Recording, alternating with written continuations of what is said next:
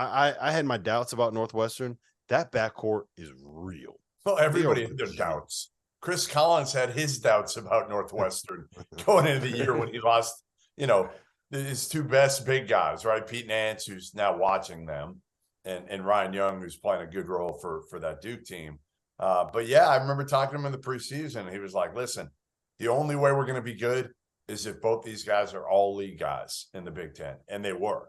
Deej is great. He's a great two-way player right now, one of the best defenders in the country. And Boo Boo, he's just been clutch and just give him the ball and he can make a play. They're old, and now they got that chip on their shoulder too. And I think they can beat UCLA. I really do. I mean, again, I know it sounds crazy, but they're shorthanded. That's the only reason I think they can beat them, Rob. They're not beating them with, if they're full strength. But if they don't have Bone again, I don't know. Is Nwuba does he scare you down low?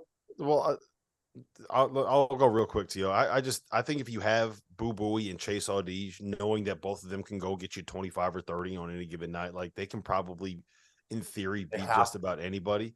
But I wouldn't. I don't know. I'm not.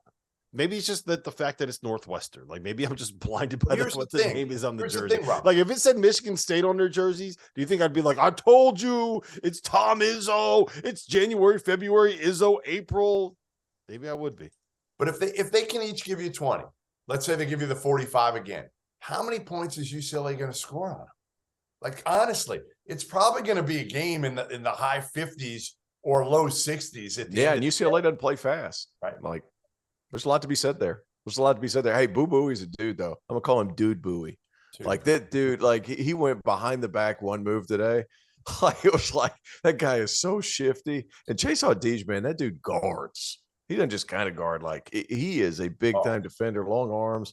Like Collins is working with something. And just because UCLA is shorthanded, they better be careful, especially if something happens with Tiger Campbell. And when I say something happens, I think like, does he get in foul trouble? Does he have an off shooting night? Something like that. The backcourt play is huge. And then you got Chase Audige matched up with freshman Amari Bailey, who's figured it out, but still a freshman. I think there's a big difference. Hey guys, just a reminder, our sponsor for today's episode is Run Your Pool. They are hosting the Field of 68 Bracket Challenge. This year, they are giving away $1,500 in free prizes. It's all an incentive for you to get on there and find out just how good their platform is. I've been using them for my bracket pools for years. I've used them for Super Bowl squares. I use them for everything that I need to use them for. The biggest survivor pool that I'm in for both NFL and NCAA tournament is by Run Your Pool. So go check them out. The link's below. Tap in.